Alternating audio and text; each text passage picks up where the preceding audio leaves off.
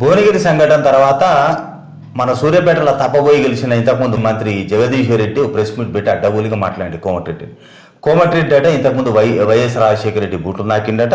ఇప్పుడు రేవంత్ రెడ్డి కాలు పట్టుకొని మంత్రి పదవి తెచ్చుకుందట. ఈ మాట అనడానికి జగదీశ్వర్ రెడ్డికి ఏమైనా సిగ్గు ఉండాలి. ఎందుకంటే జగదీశ్వర్ రెడ్డి 10 ఏళ్ల కాలంలో అంతకుముందు ఉద్యమ సమయంలో కూడా ఈయన చేసింది ఆ బూట్లు నాకే పనే. జగదీశ్వర్ రెడ్డి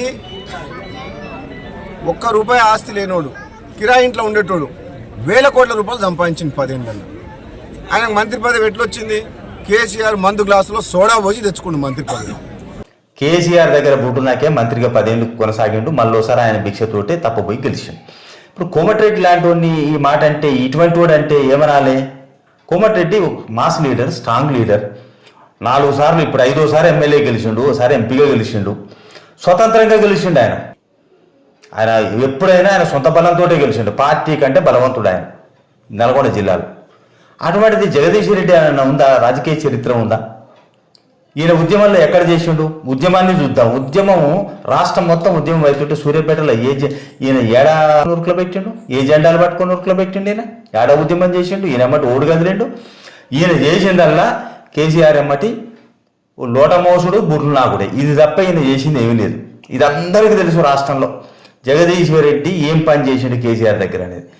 జగదీశ్వర్ రెడ్డి చేసి మంత్రి పదవి తీసుకొని, మంత్రి పదవి వచ్చిన తర్వాత కూడా గదే పని చేసిన జగదీశ్వర్ రెడ్డి కోమటిరెడ్డి లాంటి ఒక పబ్లిక్ లీడర్ని అట్లా మాట్లాడితే ఎట్లా? వైఎస్ రాజశేఖర రెడ్డి అప్పుడు ఇచ్చిండు. ఆయన ఫస్ట్ టైంలో వచ్చినప్పుడు వైఎస్ రాజశేఖర రెడ్డి ఆశీస్సులతో వచ్చిండు. కిరణ్ కుమార్ రెడ్డి టైంలో ఆయన మంత్రి పదవి త్యాగం చేయలేదా? త్యాగం చేసి దీక్షకు రాలేదా? ఈయన నేను ఉద్యమకారుని అంటాడు. ఏడ దీక్షలు చేసిండు జగదీశ్వర్ రెడ్డి? కోమటిరెడ్డి దీక్ష చేసిండు, నేను చూపిస్తా. ఆయన మంత్రి పదవి త్యాగం చేసింది పత్రికలను మొత్తుకునే ఆయన ప్రత్యక్షంగా చూసినాం. ఇవాళ రేవంత్ రెడ్డి దగ్గరికి ఇంకా స్థాయికి మించిన మాటలు మాట్లాడతాడు.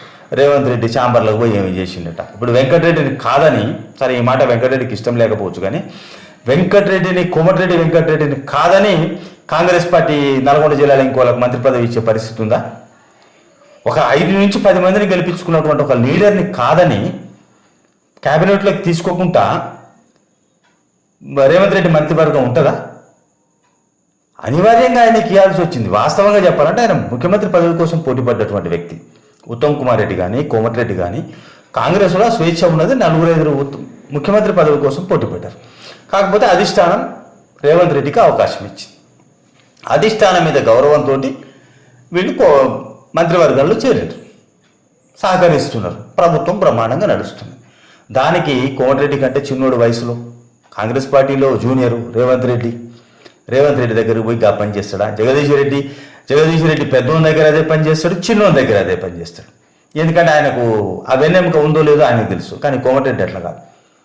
కోమటిరెడ్డికి వెన్నెముక ఉన్నాడు, వ్యక్తిత్వం ఉన్నాడు, ప్రజల్లో ఇమేజ్ ఉన్నాడు.